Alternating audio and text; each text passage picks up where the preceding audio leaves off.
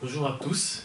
Alors aujourd'hui, c'est moi qui ai l'honneur de pouvoir délivrer un message, pas vraiment une prédication à mon sens, comme c'est pour moi plus un encouragement. Alors aujourd'hui, j'ai demandé expressément à Madame Suzanne et à Jean-Marie, surtout Madame Suzanne, de pouvoir être là. Pourquoi? Parce que c'est un signe de reconnaissance pour moi. Ça a été deux personnes qui m'ont instruit depuis le plus jeune âge, donc par gratitude, j'aimerais qu'elles puissent récolter les fruits de son travail. Voilà. Alors, sans plus tarder, je vais passer, si l'Assemblée me le permet, je vais retirer mon masque. Merci. Alors, sans plus tarder, je vais passer au message même. Le but de ce message que j'aimerais vous délivrer aujourd'hui serait un encouragement. Un encouragement, pourquoi? Parce que aujourd'hui, c'est l'avant-dernier dimanche de l'année 2021. Une année spéciale, une année où nous avons encore une énième fois traîné dans nos pattes cette maladie qu'est le Covid. Mais grâce à Dieu, nous sommes tous en vie, nous sommes tous vivants et plus ou moins en bonne santé pour certains d'entre nous. Mais malgré tout, Dieu est toujours avec nous. Cette fin d'année coïncide aussi avec la fin d'un cycle pour nous les humains, le cycle des années. Alors, comme nous allons probablement rentrer dans une nouvelle année, je vous propose tous de faire une introspection et d'analyser notre relation personnelle avec Jésus, voir où est-ce que nous sommes et ce qu'on peut encore améliorer. Je pense que tout n'est pas négatif, malgré les erreurs, malgré les fautes. Si vous êtes encore ici sur ce banc, c'est que quelque part, le Seigneur a semé son amour dans vos cœurs et que vous vous êtes levés ce matin pour lui. Le contexte qui a fait que cet encouragement puisse venir, c'est que un jour après l'église, c'était à un mois approximativement, je parlais avec Jean-Marie et cette année n'a pas été une année simple pour moi. Je pense que tout le monde le sait ici, il y a 2 mois, j'ai eu un accident de voiture et j'aurais pu ne plus être parmi vous. Merci Seigneur, c'est pas le cas, mais c'est une réalité à prendre en compte quand même. Alors pendant qu'on parlait avec Jean-Marie, il m'a fait ce qu'il fait d'habitude, certains d'entre vous le savent, pardon. Il s'arrête subitement, il vous regarde, il fait « Attends 2 secondes, je dois aller chercher quelque chose pour... J'ai quelque chose pour toi. » Moi, je me suis dit « Ah, qu'est-ce qu'il va encore me donner ?» Ah ouais, c'est Jean-Marie. Et à ce moment-là, il m'a donné cette étude qu'il a publiée, dont le titre est « Une autre manière de vivre l'échec ou la réussite ». Alors ici, il y a l'actrice américaine Anna Taylor-Joy, je pense, ouais, c'est comme ça qu'elle s'appelle. Elle a fait plusieurs séries que vous pouvez retrouver sur Netflix. Et par respect, je lui ai dit merci, merci. J'ai pris cette étude et je l'ai juste pris. Je me suis dit, qu'est-ce qu'il me veut, pourquoi est-ce qu'il me donne ça? Bon, j'ai juste prise. Je suis rentré chez moi. Mon petit frère Gloire, qui fait des études, était en train d'étudier. Moi, j'étais à côté de lui. Il faisait mauvais. J'avais plus de batterie sur mon téléphone. Alors, je regarde par la fenêtre. Je dis, est-ce que je vais sortir? Non. Il pleut, il fait froid. Non, je reste à l'intérieur. Alors, je tourne les 4 coins de la maison. Je cherche une activité. Et puis, je m'assieds à côté de lui. Je vois qu'il est en train d'étudier. Donc, il ne va pas commencer à parler avec moi. Je me suis dit, bah, tu sais quoi? Je vais prendre seulement son truc. Je vais le lire. Ça va me prendre 2 ou 3 heures. Et puis voilà.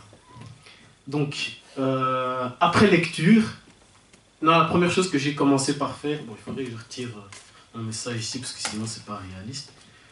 J'ai pris livre.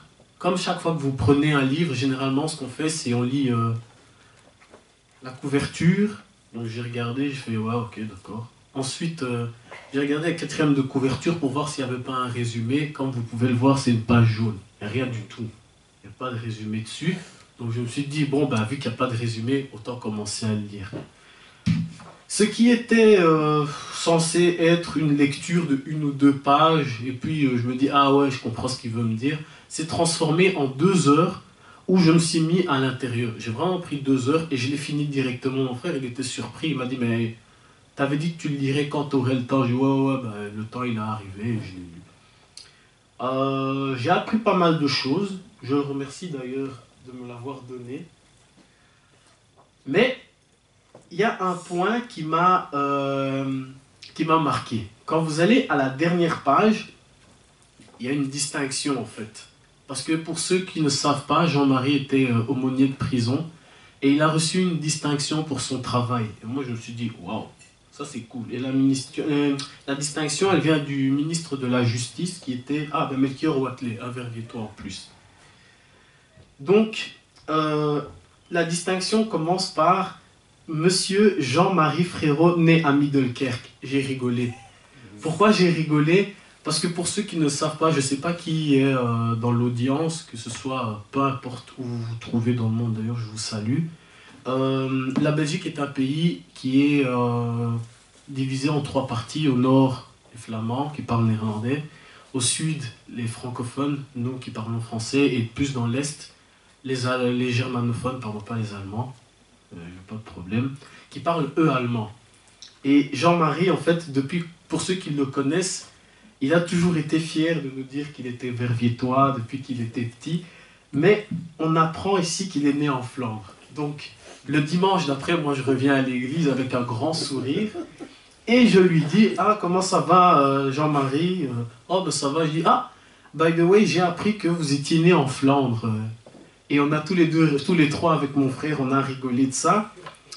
Et lui me dit à ce moment-là, donc, que quand il était jeune, ça l'ennuyait et que plusieurs fois il a eu envie de bondir par-dessus la table et attraper la personne comme ça qui le traitait de sale flamand.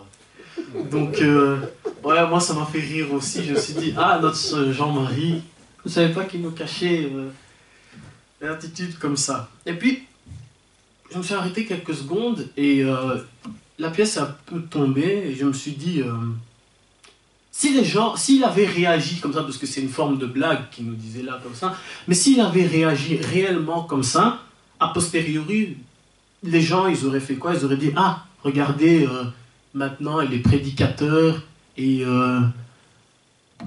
il avait des attitudes comme ça, parce que le monde est comme ça, il nous juge peu importe ce qu'on fait, et surtout quand on fait quelque chose de mal. Là, il s'en donne à cœur joie. Alors, j'ai poussé la réflexion à l'extrême, et j'ai pensé au Christ. Généralement, quand on parle de Jésus, il y a 2 choses, quand on parle de ses sentiments qui reviennent. La première, c'est sa colère dans le temple. C'est ça l'excuse que les gens utilisent pour justifier leur colère, qui ne sont pas justifiés pour moi, et la tristesse pour dire, ah oui, Jésus, c'était un humain, il a pleuré aussi dans l'épisode avec Lazare.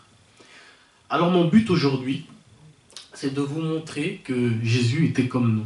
Jésus avait sa facette divine, un peu comme on pourrait prendre une carte ou une des enveloppes. Attendez.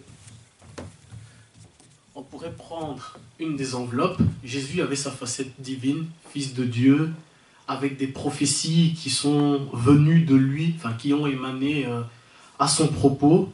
Mais de l'autre côté aussi, c'est que la Bible nous apprend que Jésus est né homme, qu'il a vécu comme un homme et qu'il est mort aussi comme un homme. Bon, il a vaincu la mort, ça c'est une réalité, mais il est mort aussi.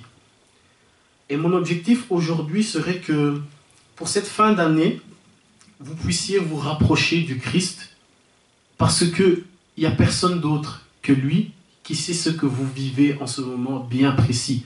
Peu importe votre situation, peu importe les difficultés que vous vivez, vos joies, vos peines, cette situation où tout le monde est bloqué, il y a des restrictions et que peu importe tout ce que vous vivez, il n'y a personne d'autre qui sait comment est-ce que vous le vivez mieux que Jésus, vu qu'il a été homme. Alors sans plus tarder, on va commencer directement. Quand j'étais petit, je pense que c'était au cours de religion, je ne sais pas si ça existe toujours d'ailleurs à l'école, la prof nous avait dit qu'il y avait une caractéristique que tous les humains, enfin tous les êtres partageaient, les humains aussi. Et cette caractéristique, Jésus n'y échappe pas non plus. C'est qu'il est né un jour et il est mort un jour. Je suis désolé de parler aussi platement, mais aucun d'entre nous ne survivra. Nous sommes tous nés un jour et nous partirons un jour. Grâce à Dieu, entre ces deux événements, nous avons eu, un, la chance de nous connaître, et deux, nous avons aussi la chance de pouvoir avoir rencontré Christ. Entre ces deux événements, il se passe énormément de choses, et dans la vie de Jésus aussi. Alors quand on parle de Jésus, généralement les gens sont dubitatifs, les gens ils doutent, les gens ils sont incrédules, ils vous posent des questions, mais oui, mais est-ce qu'il a vraiment existé? Est-ce qu'il a vraiment fait ces miracles?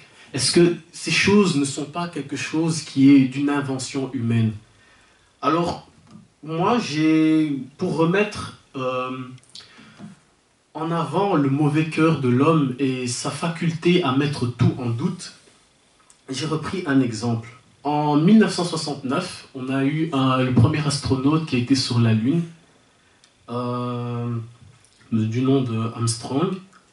Et 5 ans plus tard, commençaient déjà à sortir des livres qui disaient que ce n'était pas vrai, que ce n'était pas possible pour l'être humain d'aller sur la Lune.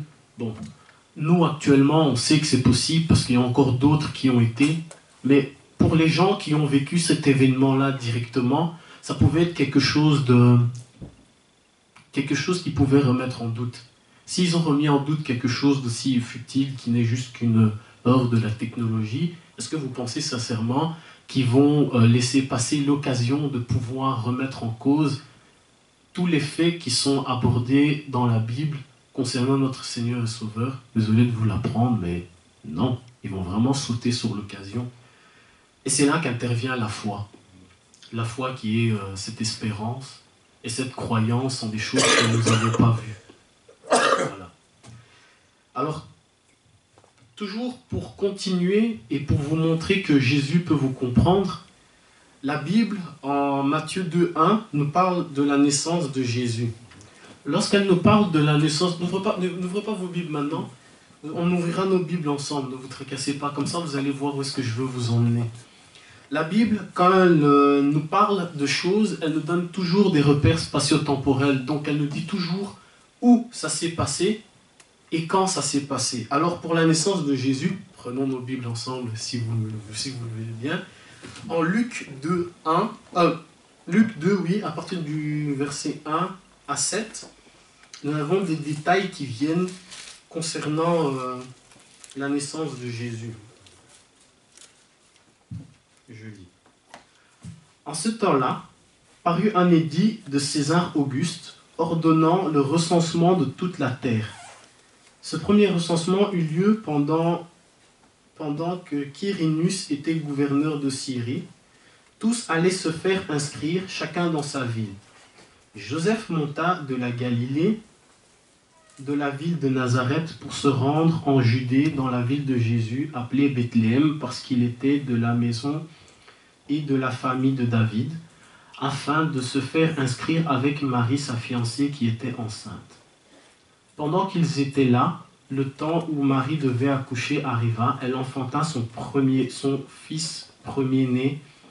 Elle l'emmaillota et le coucha dans une crèche, parce qu'il n'y avait pas de place pour eux dans une hôtellerie. Voilà. Nous avons le lieu, nous avons un repère spatio-temporel qui est le temps du recensement. Vous savez, un recensement, c'est quand on prend toutes les personnes d'une population donnée à un moment dans le but de pouvoir savoir qui, mais surtout combien de personnes. Donc si on cherche historiquement, on peut trouver des preuves concernant justement le recensement. Alors, on parle toujours de la naissance de Jésus. Il est dit ici dans le verset que nous venons de lire, le verset 7, qu'elle le coucha dans une crèche et l'emmaillota parce qu'il n'y avait plus de place dans une hôtellerie. Certains d'entre vous peuvent se sentir des fois découragés. J'ai connu des gens qui venaient de situations ou de pays qui étaient beaucoup moins développés que ceux que nous connaissons actuellement. Et c'était un peu un complexe pour eux. Alors, si Jésus, qui est appelé le roi des rois et le seigneur des seigneurs, est né dans une crèche, vous ne devez pas avoir honte de l'endroit d'où vous venez. Aucun d'entre vous. Parce que lui, il porte tous les titres de grandeur, mais malgré tout, il n'a pas eu la chance de naître dans un hôpital comme nous, avec des infirmières, des sages-femmes et d'autres personnes de corps médical prêtes à assister au cas où quelque chose se passerait. Non, lui, il est juste dit qu'il a été emmailloté et qu'on l'a couché dans une crèche. Voilà. Certains d'entre vous, il y a des gens qui sont nés dans un avion, dans un train, certains comme c'était de coutume, et c'est toujours de coutume dans certains pays, sont nés à la maison. Dieu ne fait aucune distinction entre votre lieu de naissance et votre parcours que vous allez avoir.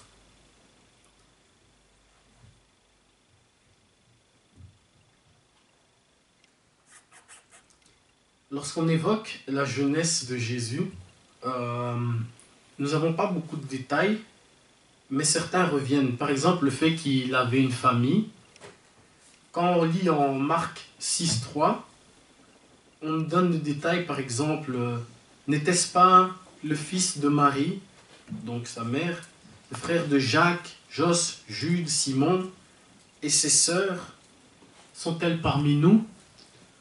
Ce sont des éléments qui nous indiquent un tout petit peu que lui aussi, comme vous, avait une famille. On n'a pas de détails si c'était tous les jours la joie, ou si entre frères et sœurs, comme dans toutes les familles, ça se tiraillait, mais on sait que Jésus avait une famille aussi, comme certains d'entre nous.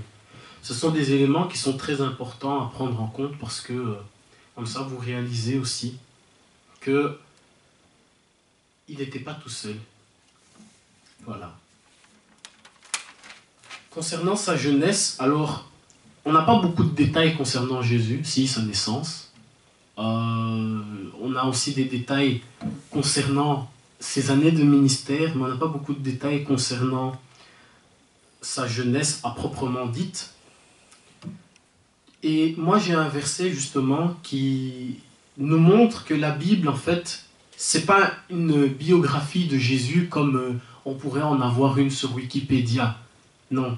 Alors, Jean 20, 30, 31, un verset très important pour moi que je souhaiterais qu'on lise ensemble.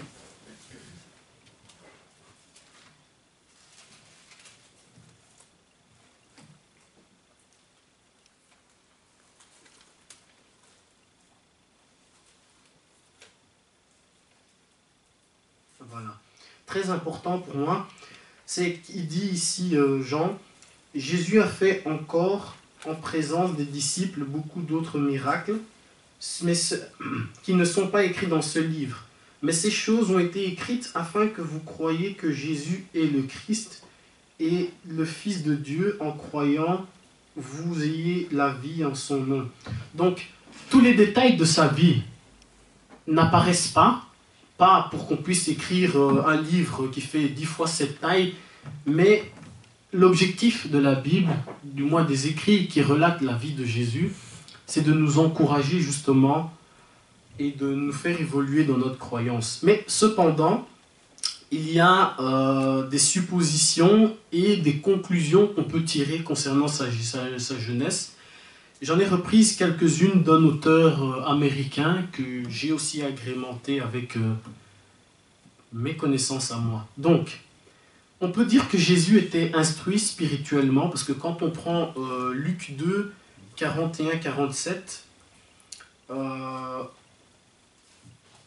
voit que Jésus était dans le temple en train de discuter avec les anciens. Mais la parole nous dit ceci: les parents de Jésus allaient chaque année à Jérusalem à la fête de la Pâque. Lorsqu'il fut âgé de 12 ans, ils montèrent comme selon la coutume. Puis, les jours furent écoulés qu'ils retournèrent. Jésus resta à Jérusalem.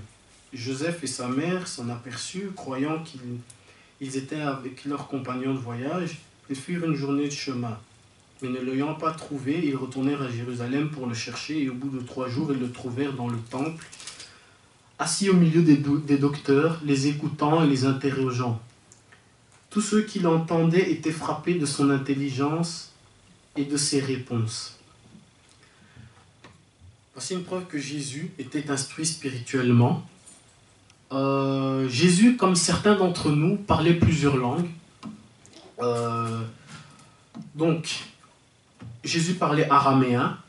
On peut le voir dans les mots, par exemple, Abba, qui voulait dire Père, ou quand il est à la croix,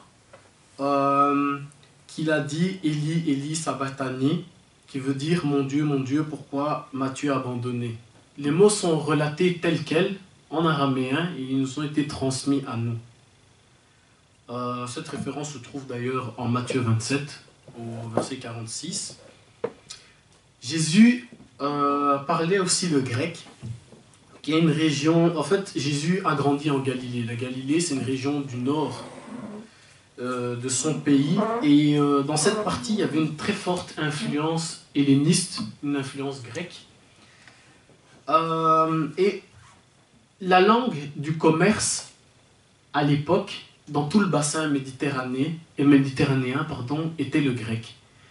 Donc, comme nous avons un peu l'anglais actuellement, qui est une langue qui est développée, eux, ils avaient le grec. Voilà. Jésus parlait aussi probablement un peu de latin, parce que il ne faut pas oublier que le territoire était sous occupation romaine à ce moment-là, et que lorsqu'on regarde l'incident avec Pilate, quand Pilate l'a interrogé, il y a 2 questions qui se posent, enfin une seule question qui se pose, mais il y a plusieurs hypothèses pour la réponse. C'est dans quelle langue ils parlaient tous les deux? Parce que la Bible a été écrite en grec, cette partie-là du moins.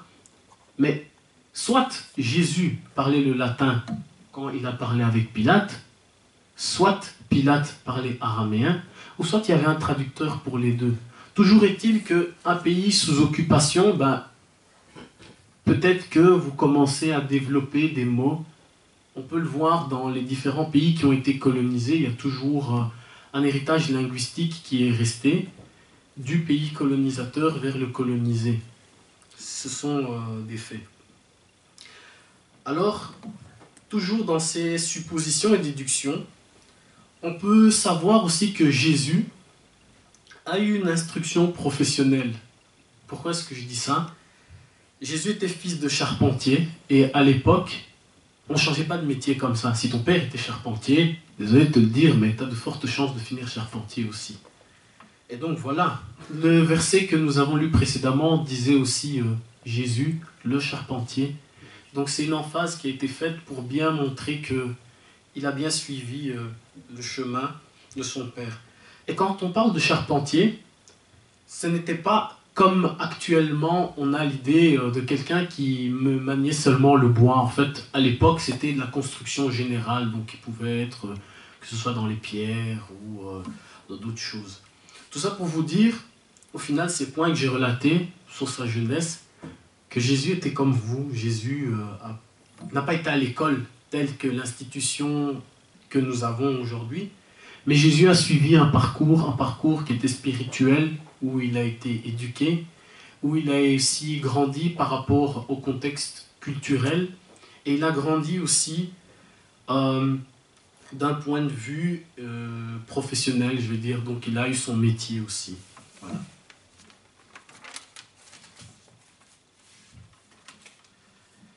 Un élément très très important de la vie de Jésus est son baptême. Son baptême qui est le début du ministère. Alors, pour moi, c'est très très important qu'on lise aussi quelques versets concernant son baptême qui est relaté en Matthieu 3. On va prendre juste de 13, verset 13 à 17 pour aller...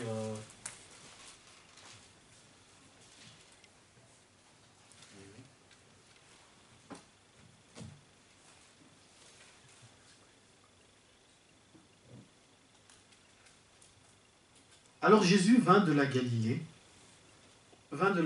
au Jourdain vers Jean pour être baptisé par lui. Mais Jean s'opposait en disant « C'est moi qui ai besoin d'être baptisé par toi, et toi tu viens à moi. Jésus lui répondit, laisse faire maintenant, car il est convenable que nous accomplissions ainsi tout ce qui est juste. Et Jean ne résista plus. Dès que Jésus eut été baptisé, il sortit de l'eau, et voici les cieux s'ouvrirent, et il vit l'Esprit de Dieu descendre comme une colombe et venir sur lui. Et voici une voix fit entendre des cieux ces paroles, ceci est mon Fils bien-aimé, en qui j'ai mis toute mon affection. Donc, si on résume bien, Jean-Baptiste prêchait la repentance et baptisait des gens dans le Jourdain. Le Jourdain qui est un fleuve et qui, lorsque vous le regardez, en fait, c'est tout petit. Parce que quand la Bible nous parle du Jourdain, on a l'impression que c'est un truc énorme, comme le fleuve Congo, qui a un torrent, quelque chose de spécial. Non, en fait, le Jourdain, c'est vraiment tout petit. Et c'est surprenant, en fait, quand vous lisez ça, parce que votre vision des choses par rapport à la Bible, elle est un peu choquée. Mais bon, c'est pas grave.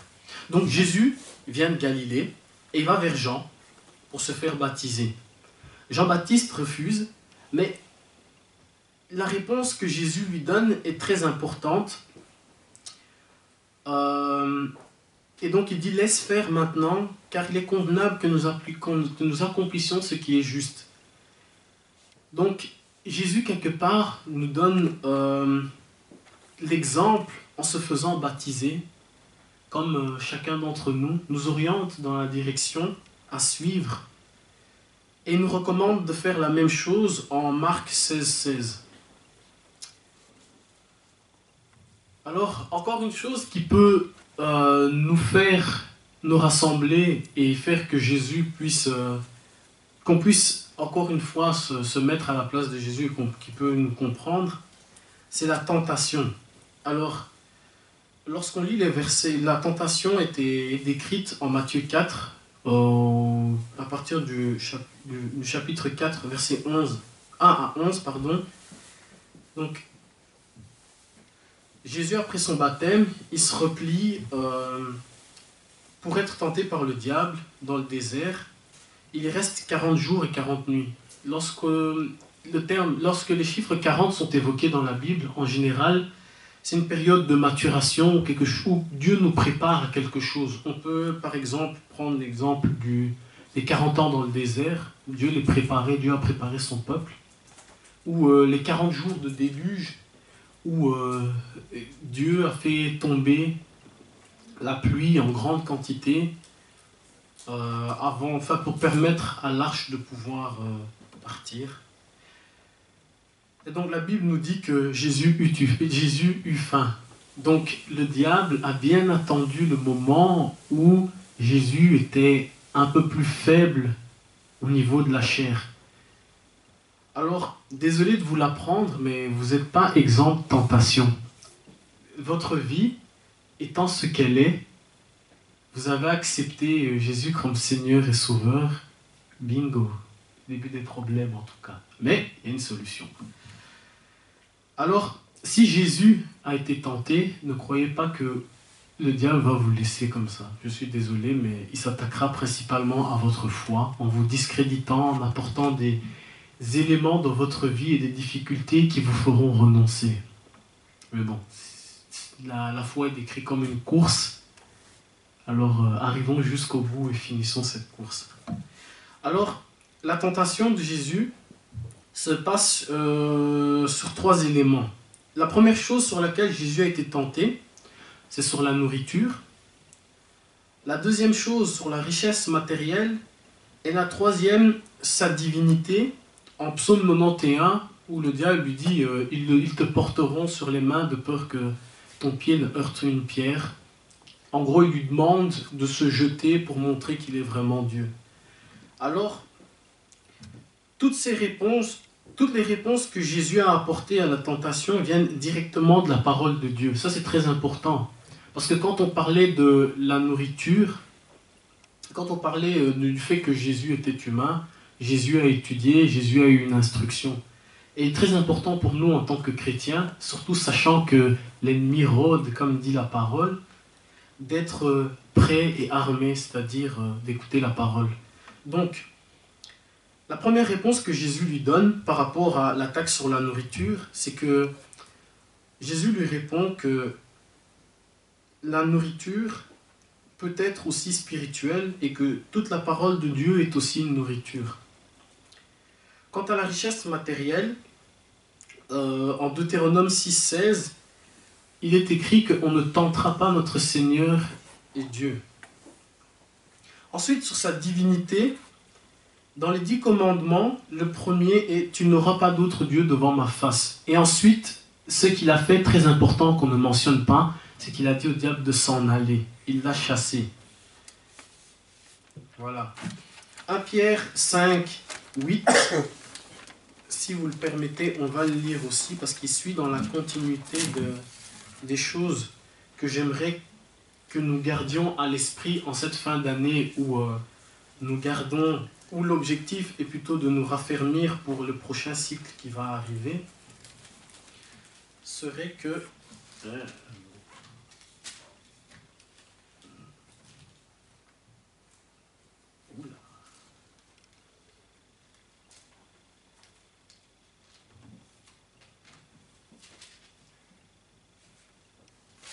Ah, voilà. Donc, comme je vous le disais précédemment, et Pierre nous dit exactement la même chose, Pierre nous dit « Soyez sobres, veillez. Votre adversaire, le diable, rôde comme un lion, rugissant, cherchez qui il dévorera. Résistez-lui avec une foi ferme, sachant que les mêmes souffrances sont imposées à vos frères dans le monde. » Voilà. Notre foi est souvent mise à l'éternel, est tout souvent mise à l'épreuve, mais l'Éternel, tout comme il l'a garanti à Jérémie, quand il lui a dit en Jérémie 1,19 qu'il sera avec lui, moi j'ai la foi que cette réponse, elle est aussi pour nous. Donc, en Luc 10, 19, Jésus nous donne la puissance de surmonter cela. Jésus nous donne la puissance, comme le dit, de marcher sur les serpents et les scorpions. Donc, toutes ces difficultés, comme je vous ai dit, tous les problèmes que vous allez avoir, la solution, elle est là, c'est Jésus. Si lui l'a fait dans le désert, alors qu'il avait faim et qu'il a été tenté, il nous a donné cette puissance-là. Et à nous de nous en servir. Jésus, comme chacun d'entre nous, Jésus priait. À de nombreuses reprises, la Bible nous mentionne qu'il priait. Donc en Luc 6, 12, par exemple, avant de choisir les 12, toute la nuit, il a prié, que la Bible nous dit. En Luc 22, 32, il a prié pour ses amis, donc pour Pierre, ici en l'occurrence en tout cas. Et en Luc 26, 39, à Gethsémane, il a prié sachant ce qui allait se passer. Donc, moi, la conclusion que je tire par rapport à la prière, c'est que Jésus priait de jour, de nuit, pour lui, pour ses amis, pour d'autres personnes aussi peut-être, dans la joie ou même dans la tristesse. Donc, nous aussi, soyons fermes et prions. Gardons cette arme à l'esprit.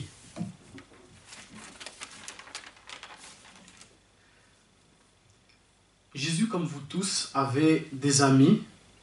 Et j'ai juste souhaité parler de 3 situations. La première, c'est de ses compagnons qu'il n'a jamais quittés pendant ces 3 ans de ministère. Vous savez, en 3 ans, lorsque vous côtoyez tout le temps des gens, vous établissez des liens, il y a des relations qui se créent, des affinités, et vous avancez tous dans le même but. Donc forcément, vous devenez amis. Alors, il y a aussi son ami Lazare, mais on reviendra plus tard par rapport à ça. Et une 3e amitié dont je vous parlerai en toute fin. J'ai mentionné surtout les 2 premiers groupes pour vous expliquer des parallèles avec nos vies, pour que vous puissiez vous identifier vous-même et que vous puissiez comprendre. Donc, si vous pensez un jour que vous êtes seul au monde parce que quelqu'un vous a trahi, imaginez-vous un peu être à la place de Jésus il a été avec Judas. Judas qui a été, qu'on a su que Jean appelle le fils de la perdition en Jean 17, 12. Imaginez-vous, à travers les siècles, ce surnom est resté. C'est que vous avez vraiment fait quelque chose. Donc, Judas a côtoyé Jésus, a vu ses miracles et l'a vendu pour quelques sous. C'est triste. Ensuite, pour se suicider parce qu'il a réalisé que Jésus était innocent. Si Jésus a été trahi, désolé de vous le dire, il se pourra qu'on vous trahisse aussi. C'est quelque chose de humain. L'être humain, pour moi, est profondément mauvais. Et ce sont des choses qui peuvent arriver. Jésus marchait aussi avec Thomas. Thomas qui, lui aussi, comme Judas, l'a accompagné, l'a vu avancer et malgré tout, a été dubitatif, sceptique, qui voulait une énième preuve pour voir si c'était vraiment lui avec ses mains. Donc, l'amitié peut avoir ses côtés néfastes et les relations humaines, c'est pas quelque chose de parfait. Voilà. Mais à contrario, on voit que Jésus avait cet ami, Lazare, qui se trouvait à Béthanie, qui avait 2 sœurs, Marthe et Marie. Marie qui est connue pour avoir oint les pieds de Jésus et les avoir essuyés avec ses cheveux, parfumés et essuyés avec ses cheveux.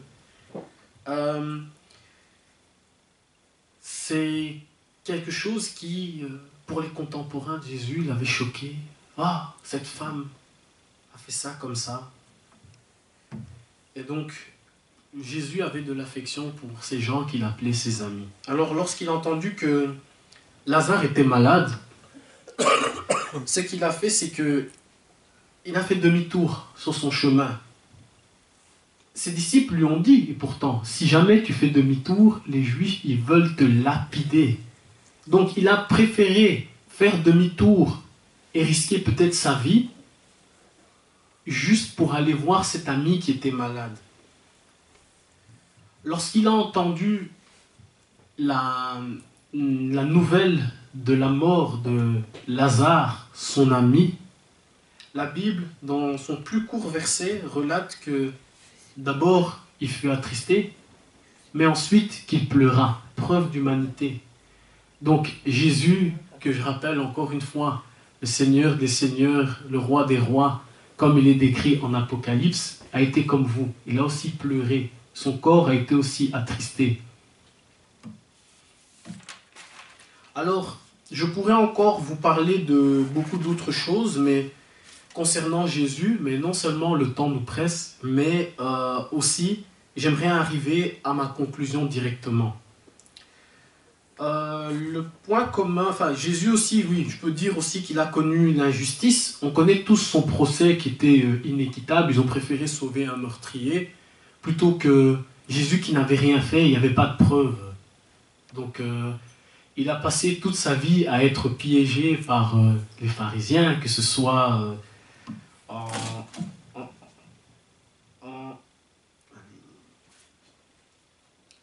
Matthieu 12, lorsqu'on parle de l'impôt à César, ou quand un pharisien vient et dit bon Dieu, bon Jésus, en essayant de le diviniser avant de lui poser une question qui était piège. Oui, il a été piégé aussi. Et le point d'orgue, le point final par rapport à tout ça, c'est ce procès, comme je l'ai mentionné, qui était une injustice. Jésus, tout au long de sa vie aussi, il a été un peu dénigré parce que il venait de Galilée et que la Galilée, c'est la région du nord, là, celle où ils sont mélangés avec les Grecs. Ah, ces gens-là, c'est pas les gens du sud, les gens de la Judée, qui sont les Juifs purs, les descendants de David. Et donc, il était aussi un peu dénigré comme ça. Comme nous, comme certains, et ça peut arriver dans certaines parties du pays. On ne rentrera pas là-dessus. Alors, tout à l'heure, j'ai fait mention de 3 choses. La première, l'amitié que Jésus avait avec ses disciples. La deuxième, l'amitié que Jésus avait avec Lazare et sa famille. Et je vous ai dit que je vous parlerai d'une troisième amitié. Cette troisième amitié, c'est celle que toi, tu as avec Jésus. Celle que toi, Jean-Marie, tu as avec Jésus. Celle que vous, papa Jean-Pierre, vous avez avec Jésus. Celle que chacun d'entre nous a avec Jésus. Alors, j'aimerais vous parler d'un avocat américain du nom de Charles Crozar Converse, qui a étudié le droit en Allemagne. En 1857, il retourne aux États-Unis et il a composé une musique qui s'appelle « What a Friend We Have in Jesus ». Alors, en anglais, comme ça ne veut rien dire pour vous. Mais alors, Jonah, est-ce que tu peux prendre le numéro 143, s'il te plaît? Voilà. Et comme ça, vous comprendrez directement de quoi je fais allusion. Voilà, c'est ça. Et la musique est arrivée jusqu'à chez nous, donc elle a traversé les siècles. Cette musique qui est « Quel ami fidèle et tendre ». Alors, l'amitié est définie, pour moi, comme un sentiment d'affection et de sympathie entre les personnes. Donc c'est un lien qui se tisse entre les personnes. Et Jésus nous dit en Jean 15, 13 qu'il n'y a pas plus grand amour que de donner sa vie pour ses amis. Plus grande preuve d'amour. Jésus a donné sa vie pour nous. Donc, malgré sa divinité, malgré qu'il était appelé maître, malgré toutes les choses qu'il élève, Jésus nous prend comme amis. Jésus nous traite comme ses amis. Malgré son caractère divin, il n'hésite pas à nous dire que si vous faites ce que je vous demande, vous êtes mes amis. Et avant de partir, j'aimerais juste que on puisse lire Matthieu 28, 20.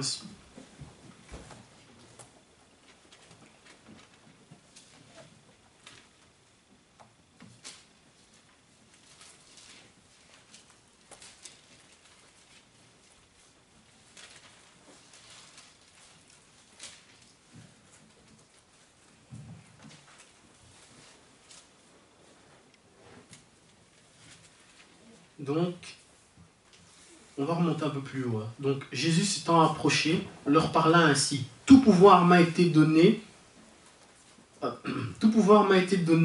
dans le ciel et sur la terre. Allez, faites les disciples, faites des nations mes disciples, en les baptisant au nom du Père, du Fils et du Saint-Esprit. Enseignez-leur à observer tout ce que je vous ai prescrit. Et voici, je suis avec vous tous les jours jusqu'à la fin de ce monde. Amen. Amen. Voilà. Alors, j'espère que mon objectif aura été atteint et que aujourd'hui, vous profiterez, ne fût-ce que d'une goutte ou d'une poussière de ce message d'encouragement pour pouvoir réaliser à quel point Jésus peut être très haut en gloire, très haut en grandeur, mais qu'à côté de ça, il peut être aussi très proche de nous par son humanité et par le fait que malgré tout, il a fait et dit des choses qui nous poussent à l'embrasser comme notre frère, Seigneur et Sauveur, mais aussi comme notre ami. Soyez bénis tous par le nom de notre Seigneur et Sauveur. Amen. Amen.